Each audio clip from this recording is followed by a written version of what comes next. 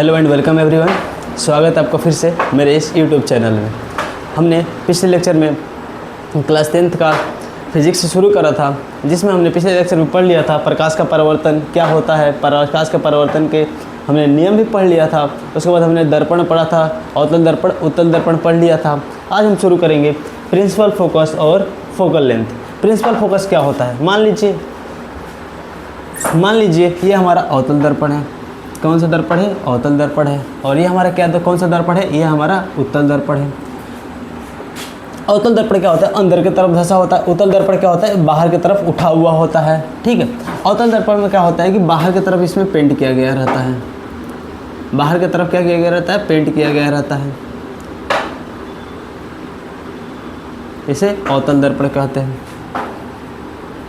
इसे क्या कहते हैं? अवतल, इसे कहते हैं अवतल दर्पण। अवतल दर्पण, इसको इंग्लिश में कहते हैं कॉनकेव मिरर।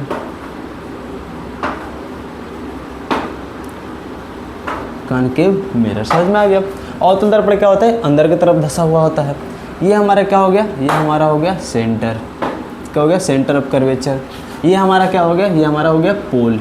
ठीक है, समझ में आ गया। इतना समझ में आ गया। हमने पिछले लेक्चर में पढ़ लिया था सेंटर क्या होता है और पोल क्या होता है। इतना समझ में आ गया होगा। चलिए एक चीज़ समझते हैं। जब भी लाइट इन्फिनिटिव से आती है, जब भी लाइट इन्फिनिटिव से आती है और इसे जब भी लाइट इन्फिनिटी से आती है और रिफ्लेक्टिंग सरफेस पे टकराकर और प्रिंसिपल एक्सिस पे के किसी भी बिंदु पर आकर मिलती है। ठीक है, इसमें क्या होता है? अवतल दर्पण में लाइट इन्फिनिटिव से आती है और प्रिंसिपल एक्सिस के ठीक किसी भी बिंदु पर आकर मिलती है। इसी को क्या कहा जाता है? इसको फोकस कहा जाता है। ये क्या हो गया हमारा?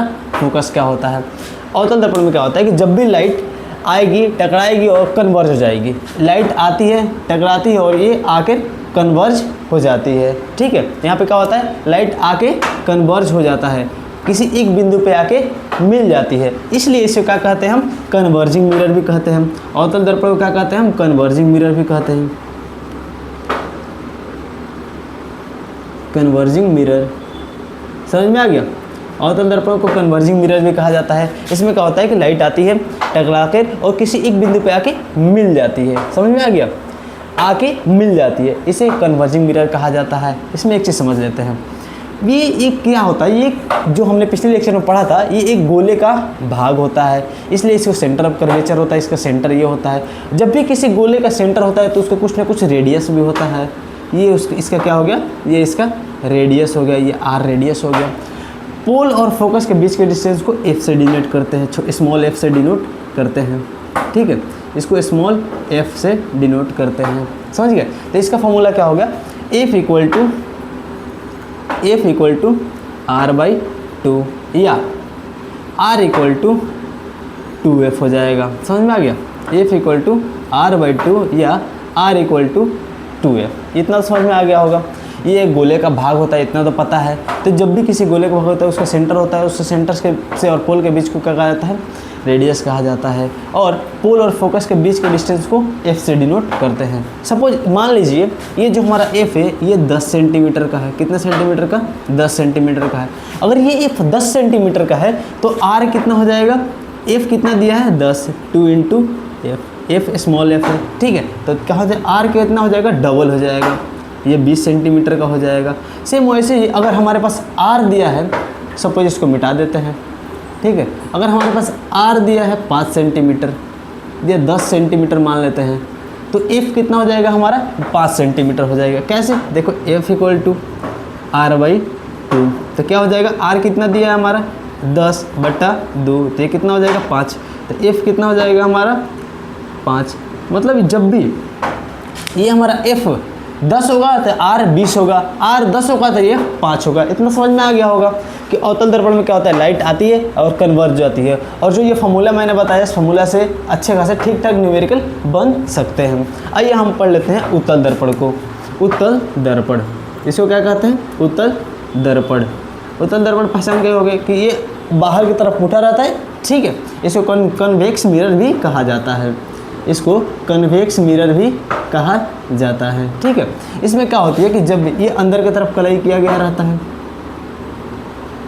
अंदर की तरफ कलई किया गया रहता है, इसमें क्या होता है कि जब लाइट इस पे पड़ती है, ये लाइट इस पे पड़ती है और ये लाइट, इसमें भी लाइट कहाँ से आती है, इन्फिनेटिव से आती है।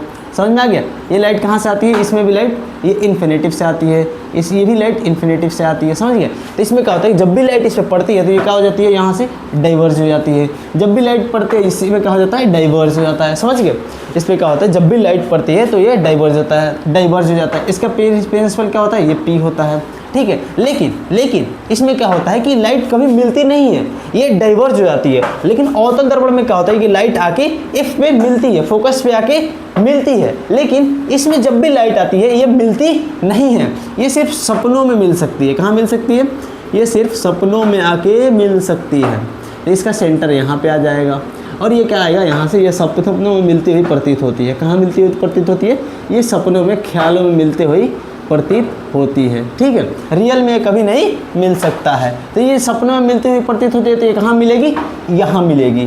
कहाँ मिलेगी, यहाँ मिलेगी। ठीक है, और इसका सेंटर कहाँ बनेगा, यहाँ पे बनेगा।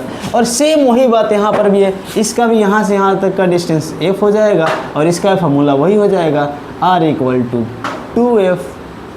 और सेम यही न्यूमेरिकल यहाँ पर ही बना दो तो सेम बातें आएगी। लेकिन इसमें एक चीज़ कंसेप्ट क्या है कि इसमें जब भी अवतल दर्पण में क्या होता है, जब भी लाइट फोकल लेंथ में जब भी लाइट आती है ये डाइवर्ज हो जाती है, और अवतल दर्पण में क्या होता है, जब भी लाइट आती है कन्वर्ज हो जाती है। समझ में आ गया, अवतल दर्पण में क्या होता है कि लाइट आती है कन्वर्ज हो जाती है, उत्तल दर्पण में क्या होता है लाइट आती है तो डाइवर्ज हो जाती है। समझ गए, आइए इसके बारे में डिफिनेशन लिख लेते हैं। इसलिए इसको डाइवर्जिंग मिरर भी कहा जाता है, कन्वेक्स मिरर को डाइवर्जिंग मिरर भी कहा जाता है, DI। इसको डाइवर्जिंग मिरर भी कहा जाता है। समझ गए, एक चीज़ समझ में आ गया होगा, लाइट आई, यहाँ से लाइट आ रही है और यहाँ से डाइवर्ज होकर निकल जा रही है, डाइवर्ज होकर निकल जा रही है। इधर से लाइट जा रही है और ये कन्वर्ज हो जा रही है, यहाँ पे आके मिल जा रही है, लाइट आके मिल जा रही है, यहाँ से लाइट भाग जा रही है। समझ में आया, आइए इसको डेफिनेशन को लिख लेते हैं। तो इसमें क्या, मुख्य अक्ष के पैरेलल यानी प्रिंसिपल एक्सिस के पैरेलल, प्रिंसिपल एक्सिस के पैरेलल आने वाली किरणें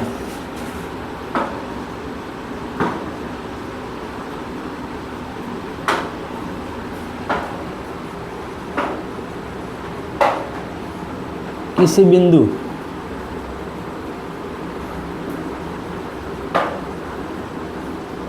F पर मिलती है या मिलती हुई प्रतीत होती है, मिलती हुई प्रतीत होती है, प्रतीत होती है, उसे क्या कहते हैं हम, प्रिंसिपल फोकस कहते हैं। उसे प्रिंसिपल फोकस कहते हैं। समझ में आ गया, आइए इसके बारे में लिख लेते हैं। गोलीय दर्पण के, किसी गोलीय दर्पण के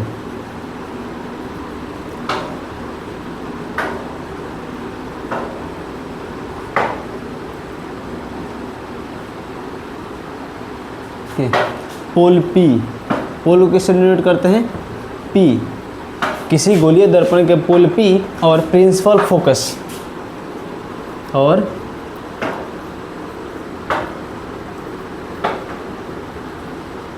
प्रिंसिपल फोकस के बीच की डिस्टेंस को